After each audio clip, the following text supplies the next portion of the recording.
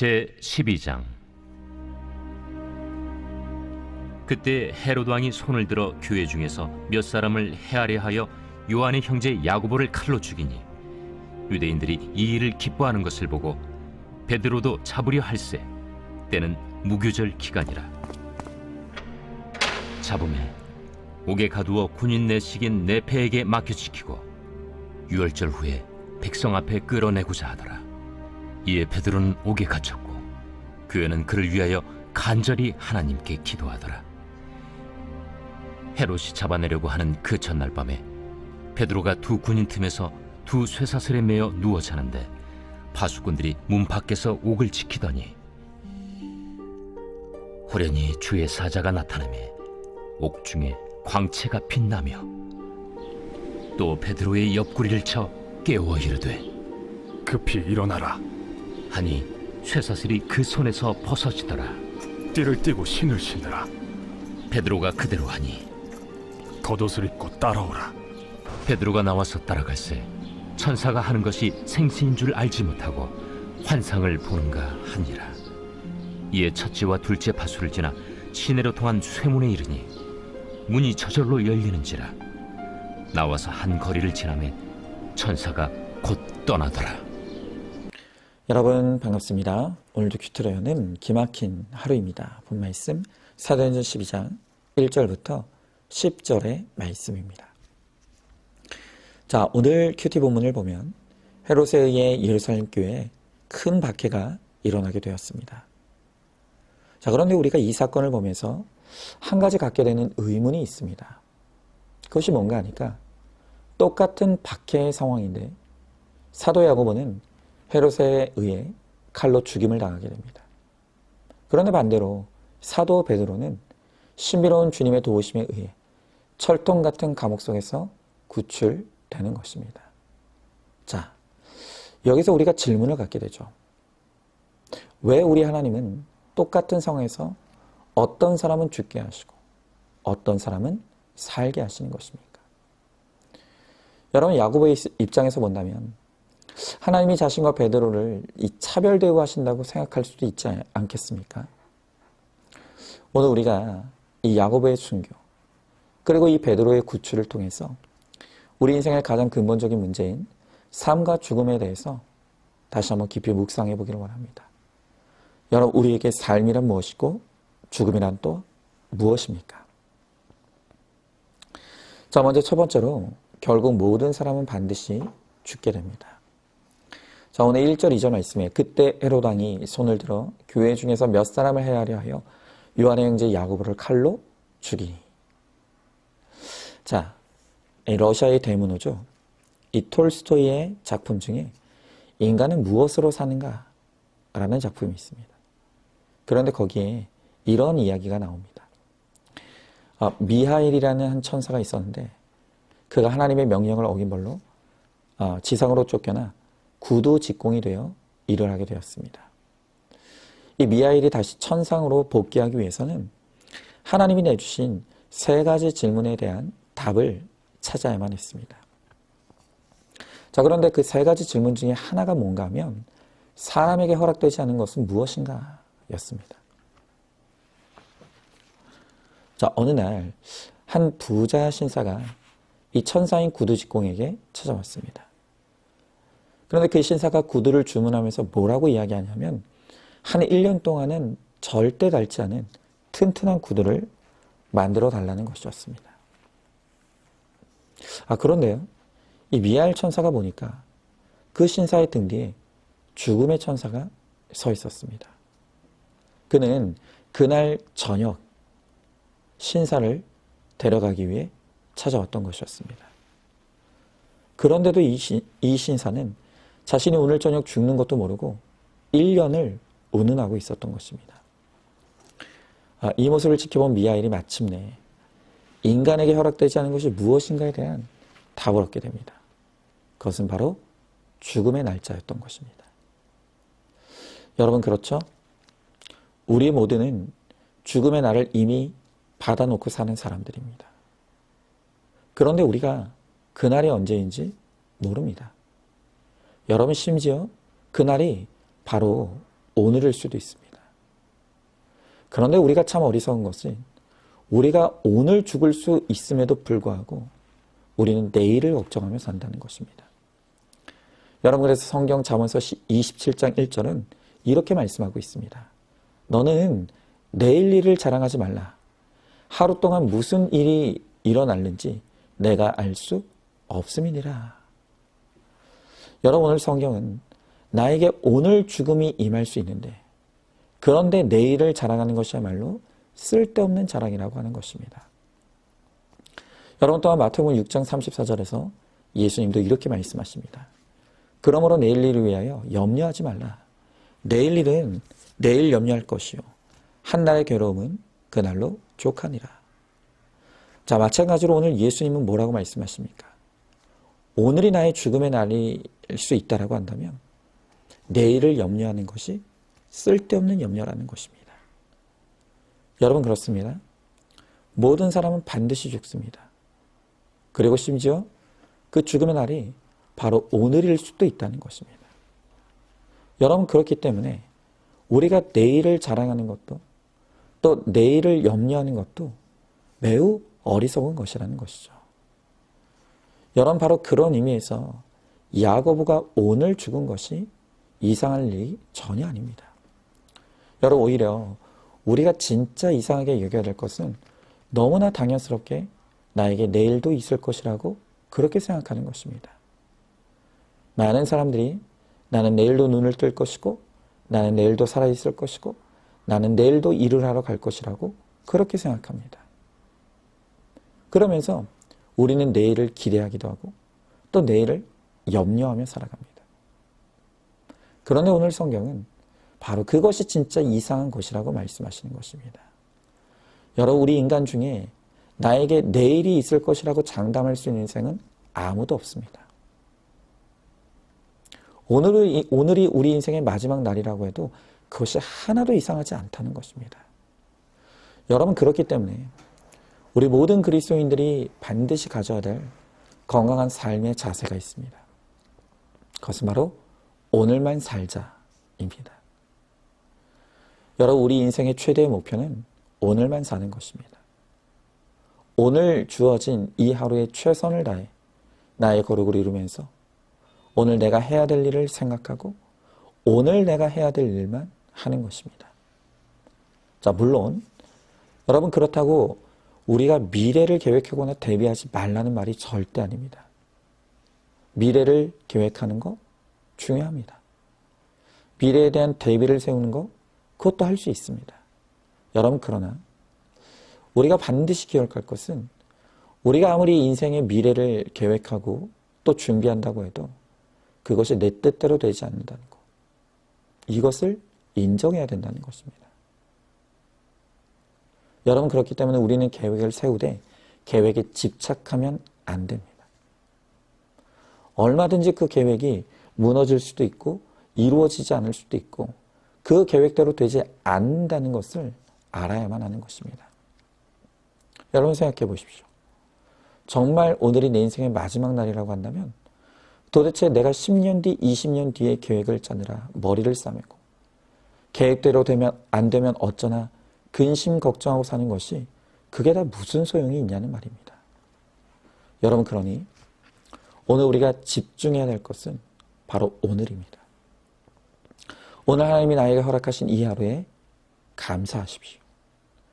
그리고 오늘 이 하루에 하나님이 나에게 뜻하시는 것이 무엇인지를 늘 묵상하십시오. 그리고 그 하나님의 뜻을 이루는 데 최선을 다하는 것입니다.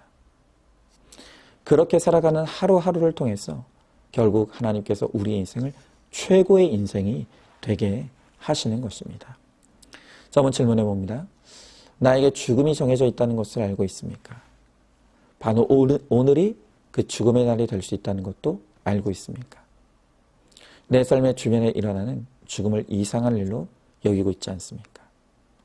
오늘 이 하루에 집중하고 이 하루에 최선을 다해서 하나님의 뜻을 이루는 데 힘써서 후회할 것이 없는 인생이 되시기 바랍니다. 자, 두 번째로 우리는 사명이 남아있으면 살고 사명이 끝나면 죽는 인생입니다. 자, 오늘 3절부터 5절의 말씀에 유대인들이 이 일을 기뻐하는 것을 보고 베드로도 잡으려 할세 때는 무교절 기간이라 잡음에 옥에 가두어 군인 내식인 네페에게 맡겨지고 지키고 6월절 후에 백성 앞에 끌어내고자 하더라. 이에 베드로는 옥에 갇혔고 교회는 그를 위하여 간절히 하나님께 기도하더라 그랬습니다.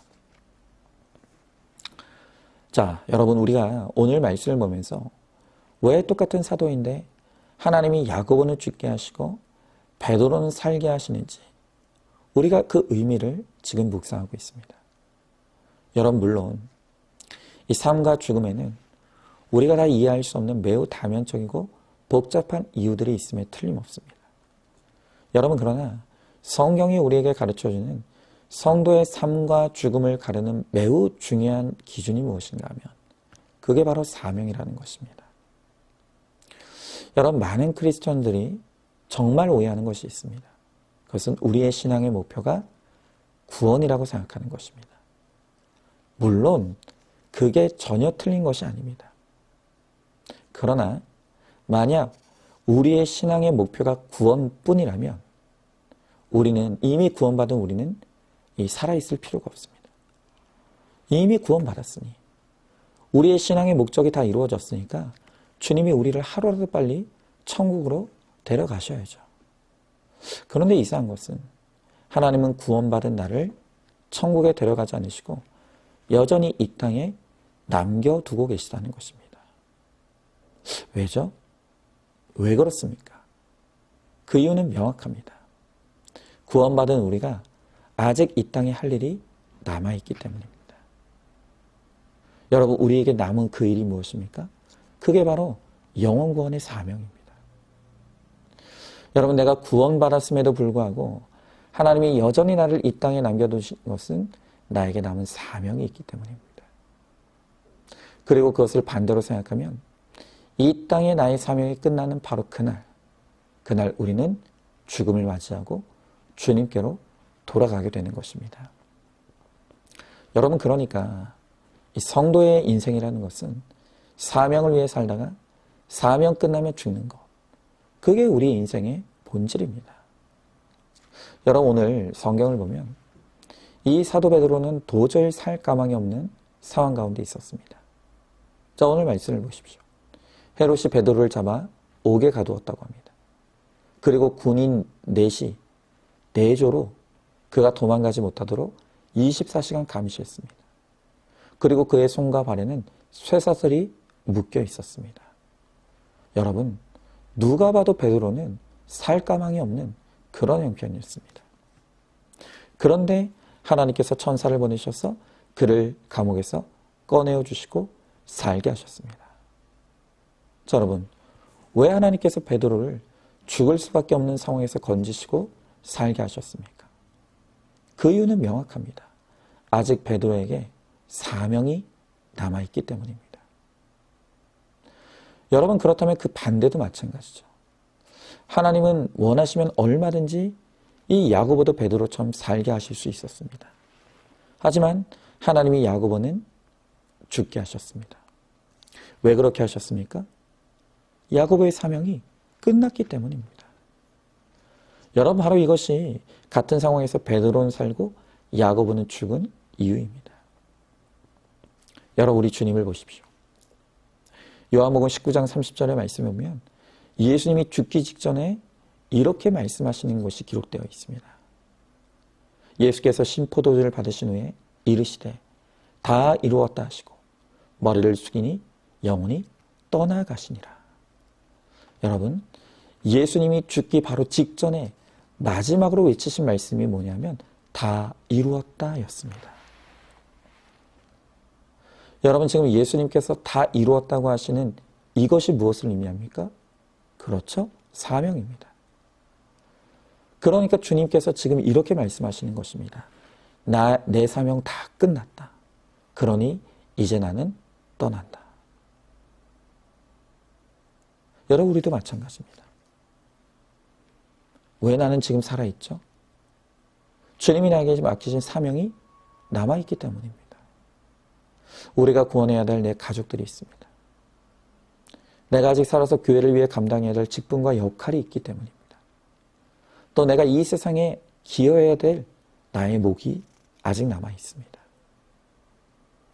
여러분, 오늘 나는 사명 위에 살다가 사명 끝나면 주님께 돌아가는 인생인 것을 반드시 기억하시기 바랍니다. 오늘 우리의 사명이 있습니다. 여러분은 그 사명을 반드시 감당해야 합니다.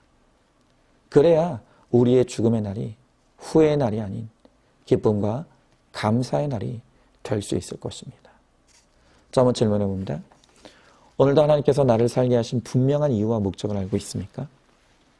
하나님의 목적을 따라 사명 감당한 일에 힘쓰고 있습니까? 오늘 나에게 주어진 그 영혼권의 사명을 잘 감수함으로 나도 다 이루었다고 고백할 수 있기를 소망하시기 바랍니다. 자, 마지막 세 번째로 우리의 죽음은 반드시 부활의 관점으로 바라봐야 합니다. 자, 비록 야고보와 베드로 두 사람 중 한 사람은 죽음을 맞이했고 또 다른 한 사람은 삶을 다시 얻게 되었습니다. 자, 그러나 우리가 이 야고보와 베드로를 부활의 관점에서 보면 베드로도 살아있지만 야고보도 살아있었습니다. 여러분, 요한복음 11장 25절 26절에서 예수님은 이렇게 말씀하십니다. 예수께서 이르시되 나는 부활이요 생명이니 나를 믿는 자는 죽어도 살겠고 무릇 살아서 나를 믿는 자는 영원히 죽지 아니하리니 이것을 네가 믿느냐. 여러분, 우리 주님께서 십자가에서 죽으시고 또 부활하심으로 우리에게 이 죄의 저주를 끊어내셨습니다. 죄와 사망의 권세를 끊어내신 것입니다. 그리고 이제 그를 믿는 모든 자들도 다시는 죽지 아니하고 영생을 얻게 될 것이라고 말씀하십니다. 그리고 주님이 오늘 우리에게 물으십니다. 네가 그것을 믿느냐? 오늘 저도 여러분들에게 묻고 싶습니다. 오늘 예수 안에 있는 나에게, 예수 안에 있는 내가 영원히 죽지 않을 것을 믿습니까? 여러분에게 확신한 부활의 신앙이 있습니까? 여러분, 그렇다면 이제 우리는 죽음을 두려워할 필요가 없습니다. 여러분, 오히려 예수 믿는 우리에게 죽음은 영원한 생명의 시작일 뿐입니다. 그리고 그것은 나보다 먼저 육신의 죽음을 맞이한 사랑하는 사람들도 마찬가지입니다. 여러분, 나는 살아있습니다. 그러나 나보다 먼저 육신의 죽음을 맞이한 그들도 살아있습니다. 내가 사랑하는 내 부모, 형제, 그리고 내 자녀.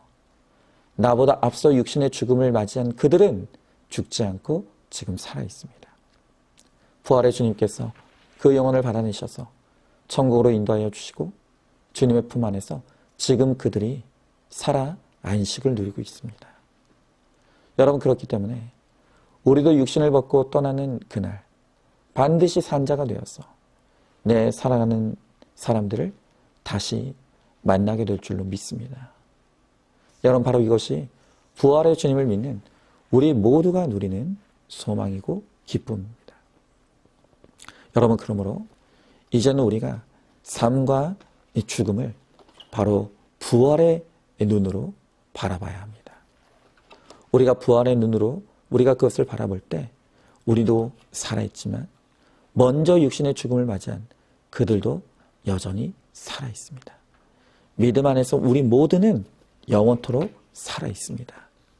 여러분, 우리가 그 부활의 주님을 믿는 믿음 안에서 산자의 소망으로 살아감으로 날마다 살아도 사는 것이고 또 죽어도 사는 영생의 소망과 기쁨을 누리며 살아가는 저와 여러분, 우리 모두가 될 수 있기를 주님의 이름으로 축원합니다. 자, 오늘도 10월 3일 보석상자입니다. 주님의 재림을 기다린다고 재산을 처분하고 집안일을 제쳐두고 전도하러 나가는 것이 그게 준비가 아닙니다. 신앙은 상식적이고 인격적인 것입니다. 평범한 생활을 잘하는 것이 비범한 재능보다 낫습니다. 아멘. 우리 함께 기도하겠습니다. 주님, 감사합니다. 오늘도 주님께서 이 야고보와 베드로의 삶과 죽음을 통해서 우리의 삶과 죽음의 의미를 알게 하십니다. 주님, 우리 모두는 결국 반드시 육신의 죽음을 맞이합니다. 오늘이 바로 그날일 수도 있다고 하십니다. 그런데도 우리는 내일을 염려하면서 근심과 걱정 속에 살아갑니다. 주님, 오늘 삶과 죽음이 주님 앞에 있습니다. 그리고 오늘 내가 죽는 것이 결코 이상한 것이 아님을 우리가 날마다 기억하게 하시고 이 땅을 살아가는 동안 내게 맡겨진 사명 위에 오늘 이 하루를 충실하게 살아가다가 오늘 주님이 우리를 부르시는 그 날에 이제 영생을 얻고 그 영원한 생명을 누리며 살아가는 부활의 주인공이 되는 우리 모두가 되게 하여 주시옵소서. 믿사오며 사랑이 많으신 우리 예수님 이름 받들어 기도드리옵나이다. 아멘. 오늘도 큐티로 기막힌 하루를 살아내는 하늘가족 공동체 우리 모든 성도님 되시기를 주님 이름으로 축복합니다.